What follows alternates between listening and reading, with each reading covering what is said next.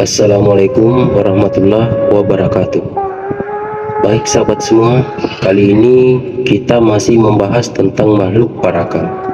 Tujuannya agar sahabat semua bisa mengenal lebih dalam lagi tentang makhluk menyeramkan ini. Karena kita sudah tahu bahwa legenda parakang itu bukanlah mitos, maka kita juga harus mengetahui ciri fisik, bentuk, kemampuan dan kelemahan makhluk parakang ini agar kita bisa mengenal makhluk ini lebih jauh lagi. Dalam video ini saya akan menjelaskan ciri, bentuk, kemampuan dan kelemahan makhluk parakang ini. Jadi simak penjelasannya sampai akhir. Dalam cerita rakyat Bugis Makassar yang beredar yang ada di Sulawesi Selatan mengatakan bahwa sosok parakang menjadi salah satu makhluk yang paling sering diperbincangkan. Parakang digambarkan sebagai manusia yang memiliki kemampuan untuk berubah wujud menjadi makhluk lain, seperti hewan atau benda lain, dengan tujuan memanipulasi mangsanya.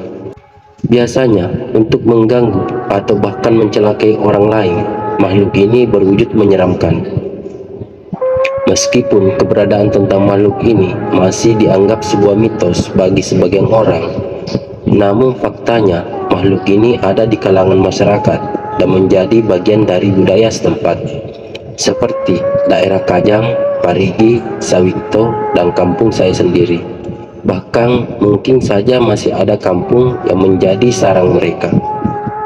Baik sahabat semua, di sini saya akan menjelaskan ciri-ciri fisik parakang agar sahabat bisa mengenali keberadaan mereka, karena tidak menutup kemungkinan makhluk menyeramkan dan mematikan ini berada di sekitar Anda yang bisa saja mencelakai orang-orang di sekitar Anda. Meskipun wujud parakang dapat berubah-ubah, namun beberapa fisik umum telah saya dapatkan dari cerita nenek dan pengalaman saya sendiri. Adapun ciri parakang seperti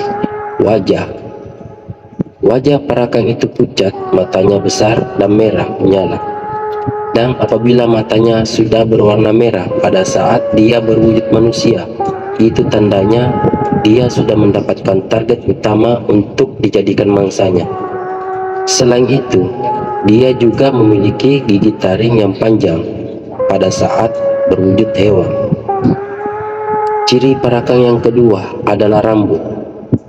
Rambut parakang selalu kusut dan panjang, bahkan orang-orang biasa menyebutnya seperti rambut ular. Ciri yang ketiga, tubuh.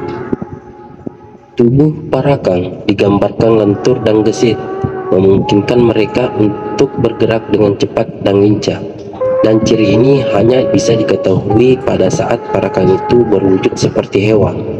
Kalau dia berada pada wujud manusia, maka ciri ini tidak nampak. Ciri parakang yang keempat adalah tanda lahir. Beberapa cerita menyebutkan bahwa parakang memiliki tanda lahir khusus tersembunyi di tubuh mereka. Tanda lahir ini biasa berupa tahi lalat, bekas luka, atau bentuk lainnya. Selain ciri fisik, parakang juga punya kemampuan utama seperti kemampuan untuk berubah wujud. Mereka dapat berubah menjadi bentuk seperti kucing putih dan anjing tanpa ekor, burung hantu, batang pisang yang hanya memiliki 3 daun. Bahkan parakang bisa berubah menjadi tempat bertelur ayam yang terbuat dari anyaman daun kelapa, serta kantong plastik hitam dan batu. Selain kemampuan berubah wujud, parakang juga diyakini memiliki beberapa kemampuan lain seperti terbang. Parakang dapat terbang dengan cepat dan tanpa suara. Parakang dapat juga menghilang seketika dan muncul di tempat lain apabila merasa terdesak. Parakang juga punya indera yang tajam seperti pendengaran dan penciuman. Parakang dapat mengetahui kalau dia sedang kita bicarakan, yang membuatnya datang di sekitar rumah kita tanpa kita sadari. Begitu juga kalau ada yang sakit, parakang dapat dengan mudah mengetahuinya hanya melalui indera penciumannya.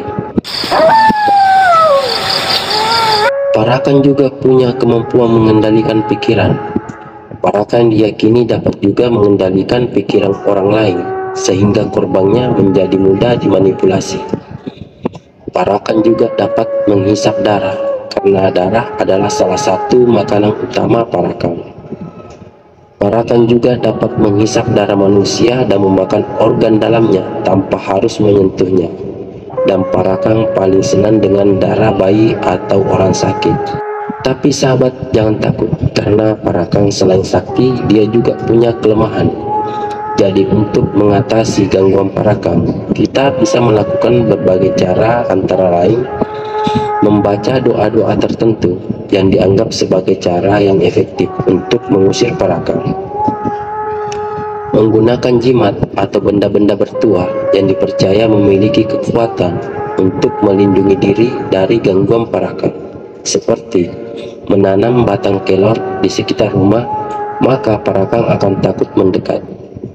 Menyimpan pecahan beling atau belut di comberang yang biasanya terdapat di belakang rumah, tujuannya agar parakan tidak berani mendekati comberang kita, karena parakan sebenarnya paling suka berada di comberang di saat menjelang maghrib. Apabila bertemu langsung dengan parakan, kita jangan panik, tapi berusahalah untuk memukulnya 1 kali. Ingat, jangan pukul 2 kali, karena parakan akan lemah tak berdaya apabila mendapatkan pukulan 1 kali di bagian tubuhnya. Tapi kekuatannya akan berlipat ganda kalau mendapatkan 2 kali pukulan di bagian tubuhnya. Dan yang terakhir, meminta bantuan dukung yang dianggap memiliki kemampuan untuk mengusir parakan. Semua cara yang saya sebutkan tadi adalah sesuatu yang saya dan masyarakat lakukan, sehingga kampung saya saat ini jauh dari gangguan parakan. Baik sahabat semua, semoga video ini ada manfaatnya untuk kita semua. Dan ingat, setiap kejahatan pasti dapat dikalahkan oleh kebenaran. Akhir ucap, Assalamualaikum warahmatullahi wabarakatuh. Sampai jumpa di video selanjutnya.